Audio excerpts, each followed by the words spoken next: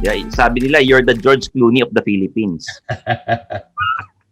And then you're big sa TikTok ngayon. You're the Tito TikToker. How did your team convince you na, James, kailangan natin ng TikTok account para sa'yo? Sumayaw-sayaw ka.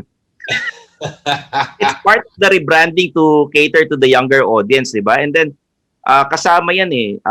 I saw you dancing in a launch ng isang sasakyan. Yeah. And you're hosting that, yung launch na yun. Hindi tayo nagkasabay sa Tagaytay nun eh. Nasa ibang batch ako and even yung from BGC to Tagaytay or na ano kami sa Nasugbu, hindi rin tayo nagkasabay dun. Okay, okay, yeah, yeah. We, Yeah. we of course have to have them in batches. All right, that was Uh, the DMAX. the D-Max and the Kia Stonic. Stonic, yeah. Yeah. Okay, the question was, how did they convince me to join Yeah. TikTok? It's a funny story, but nobody actually was forcing me to join TikTok. My team never didn't even really bring it up, to be honest. We were doing okay. Actually, we were doing very well already.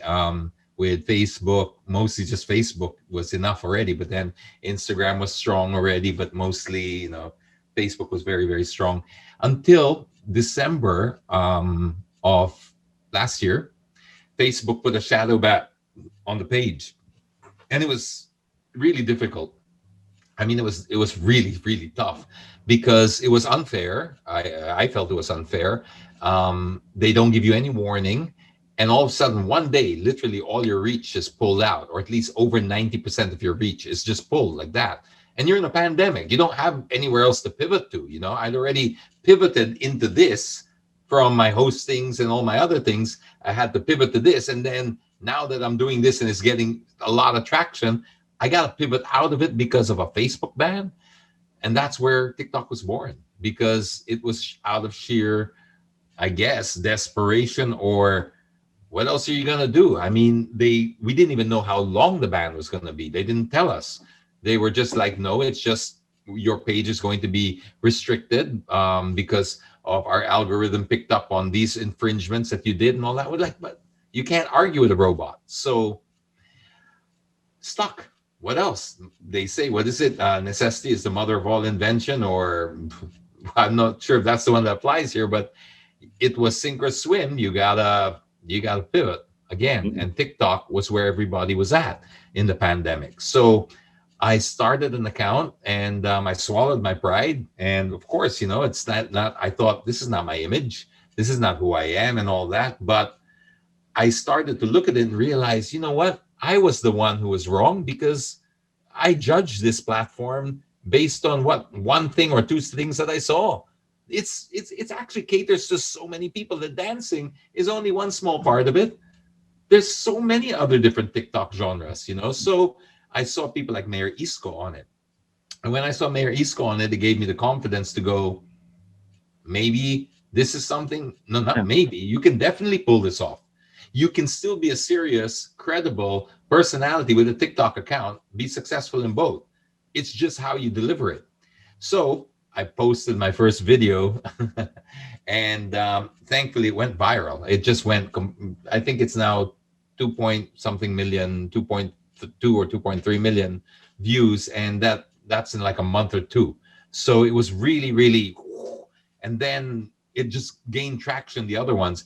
So in about a couple, maybe 3 months or so, picked up almost 90,000 followers almost. And the views just went through the roof. There's some videos there with 3.5 million, some with 2.5, some with 1 point something. It's just shows that if you're willing to reinvent yourself, if you're willing to adapt, there are opportunities, even for people like titos like me. I mean, you think, but you know what, Sandy, I'll give you a little tip. Because I was kind of, insecure about the whole, well, what do they want to see? An older guy on TikTok is really for young people, as far as I was concerned. I'm really young, like my kid's young. So I was like, who wants to see this Tito on TikTok? It's like, well, you know what? If that's going to be your insecurity, that's going to be your personality. Live it, celebrate it. Be the Tito of Manila. Be the Tito talker. I mean, embrace it. Don't reject it. Don't try to fight it. that's the way people see you, make your personality around it. So my first video was the one about me walking through the dinosaur village in Clark. They have a dinosaur display, very big, nice one. It's called Dinosaur Island or something.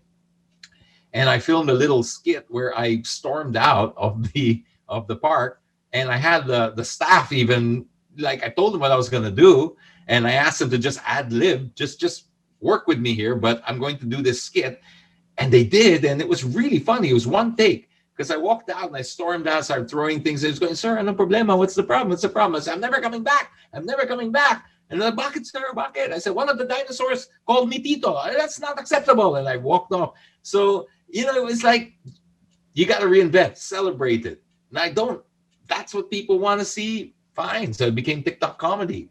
And it just kept growing from there. My next one was the one about the getting asked for ID. I don't know if you saw that, but I was in this particular chair right behind me, same view. I was like pretending that I was in a bar, and I asked for a beer, and then the guy said, sir, sige, pero can I see some ID? It's like, ID? Why would you want to see ID? I mean, like, wow, but I'm flattered. Thank you. Oh my gosh. It's been so long since I asked. Here you go. Do you really need it? And he goes, opo, sir, kasi para sa senior discount. Oh, naku. So I started freaking out. So to answer your question, it's about being versatile and being able to adapt. That's going to be the biggest currency moving into the next decade. I can't give you any better advice than this. The most powerful currency you're going to have right now in the workforce is going to be your ability to pivot and adapt. And I'm already sick of the word because it's overused now, but what else are you going to use? Pivot and adapt.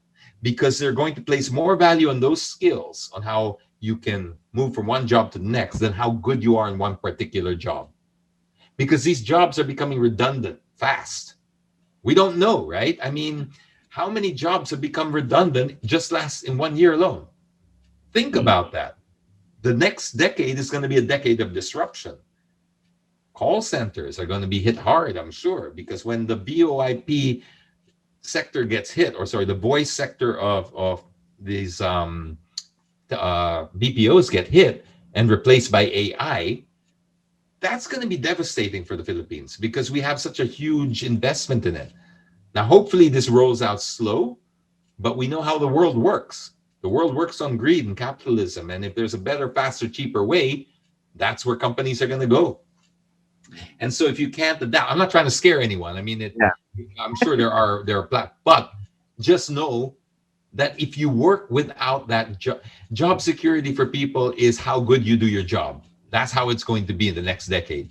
Not necessarily because this company promises this and that. You know what? They can promise all they like, but if they go bankrupt because they couldn't adapt themselves, their promise is not going to be worth very much. So where you're really going to have to invest is how you, as an individual and as a worker, market yourself and how you pivot and adapt, because that's where they're going to place all the value on.